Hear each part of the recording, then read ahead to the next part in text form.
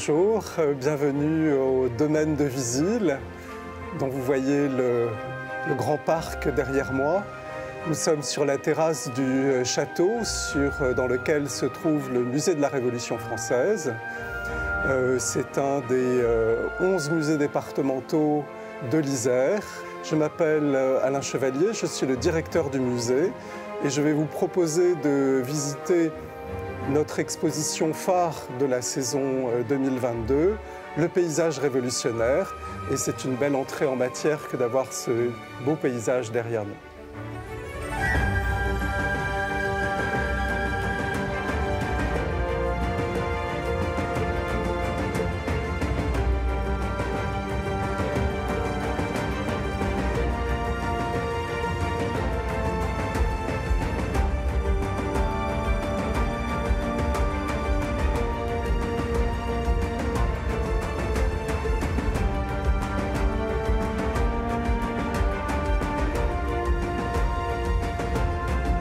Alors, comme son nom l'indique, le musée de la Révolution française est consacré à cette période fondamentale de l'histoire de France, puisque a eu lieu ici au château de Visil la première assemblée politique qui a demandé la convocation des États généraux en 1788.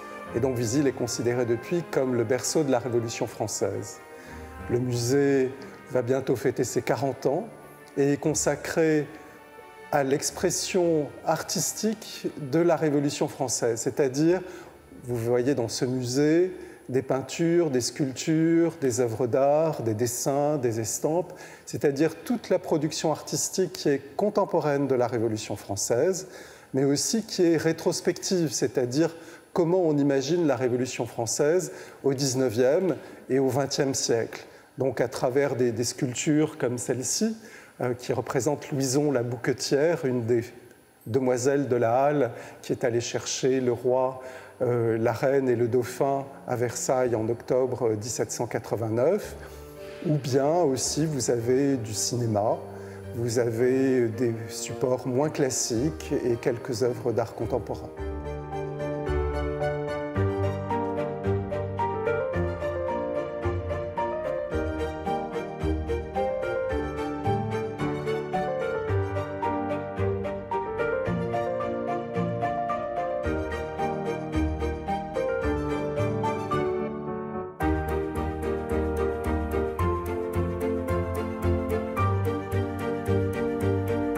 La création artistique est un révélateur d'un temps, d'une époque.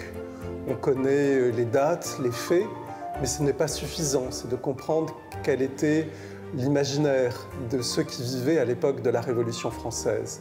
Et sans doute le paysage qui a toujours été un marqueur important d'une société depuis que le paysage apparaît dans l'histoire de l'art, c'est-à-dire depuis l'Antiquité romaine. Le paysage, pendant les années 1790, est révélateur de cette époque très bouleversée, très agitée, où il y a des enjeux, des tensions. Et donc, il n'y a pas de révolution dans le paysage, mais le paysage a une connotation pendant la période révolutionnaire que l'exposition tente d'exposer à travers plusieurs œuvres et plusieurs séries de tableaux, c'est-à-dire soit le paysage historique, soit le paysage pittoresque, soit l'événement, soit l'allégorie, soit le portrait.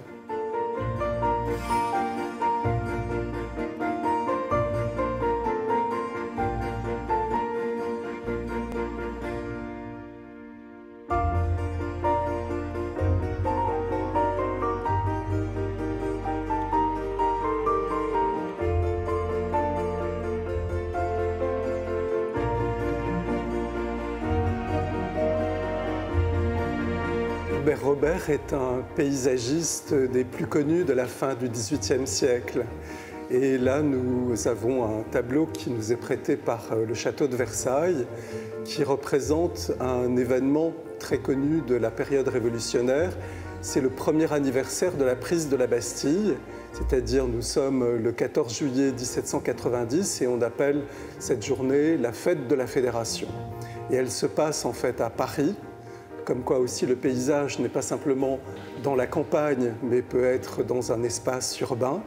Et dans ce déploiement de paysages, vous voyez la scène qui se passe avec une grande arène autour de laquelle sont rassemblés la population parisienne, les troupes des fédérés, le roi, la reine, tous les membres de l'Assemblée nationale.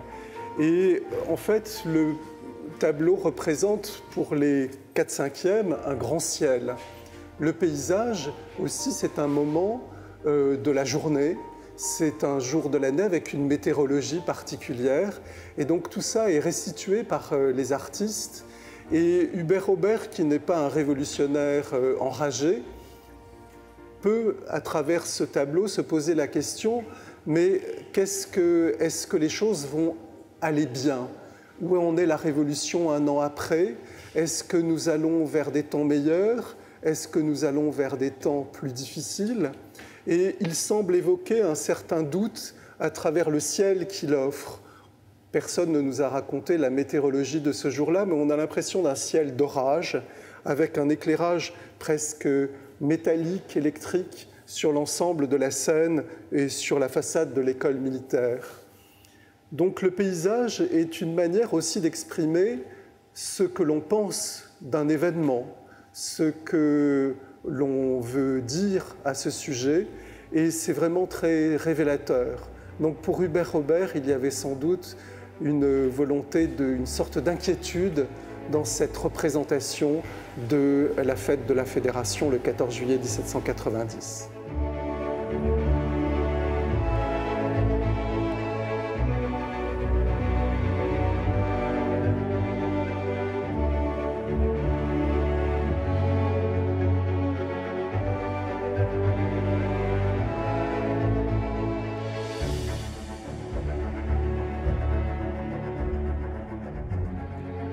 Pierre-Henri de Valenciennes est certainement l'artiste le plus important des années 1790 pour le genre du paysage.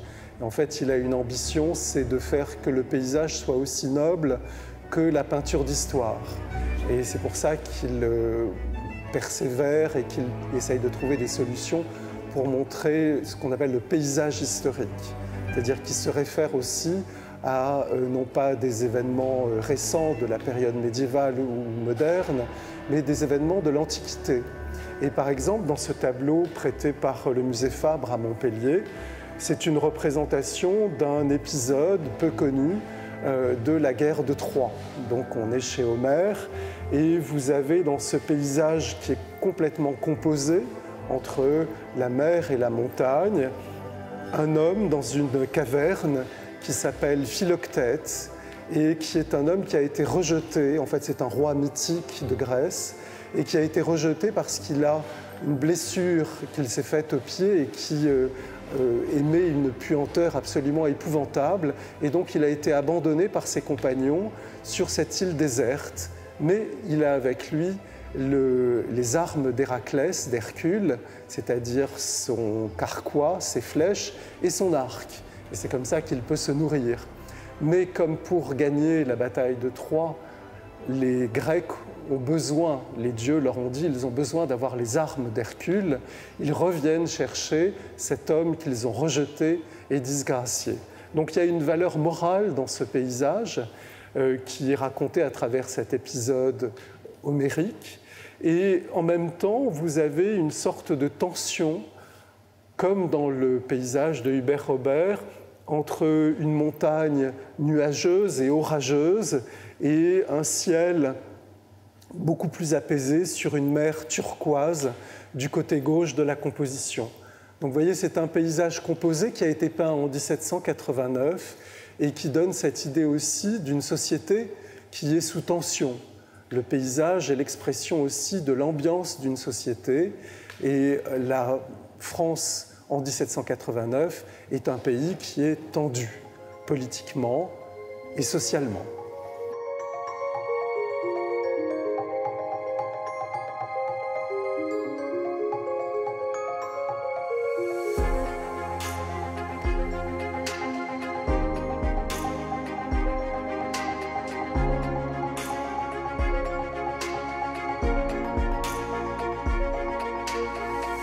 La nature n'est pas forcément paisible. elle peut être agitée par des tempêtes, des tornades.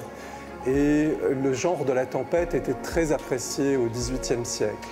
Pendant la période révolutionnaire, un artiste comme Jacques-Antoine Valin, avec ce tableau qui appartient aux collections du musée, représente une tempête en 1795. Ce qui est d'étonnant, c'est la date. 1795, nous sommes après la chute de Robespierre, nous sommes après la Terreur. Et il est très tentant de voir dans cette composition où nous avons une barque remplie de naufragés, visiblement très affaiblis, qui sont transportés sur les rochers de la côte, qui visiblement ont passé un mauvais quart d'heure, comme on dit, de les rapprocher de ceux qui ont mal vécu la période révolutionnaire. Et donc pour eux, la révolution est une épreuve, la révolution est une tempête. La révolution n'est pas quelque chose de paisible, il y a toujours des victimes, il y a toujours des gagnants, mais tout le monde aussi en a les conséquences, positives ou négatives. Et dans ce paysage, dans cette tempête absolument effrayante, hein, on s'imagine ce qu'ont vécu ces personnes, vous avez cette tentation d'exprimer la révolution en négatif, ce que l'on trouve aussi dans le paysage révolutionnaire, une condamnation de la Révolution française.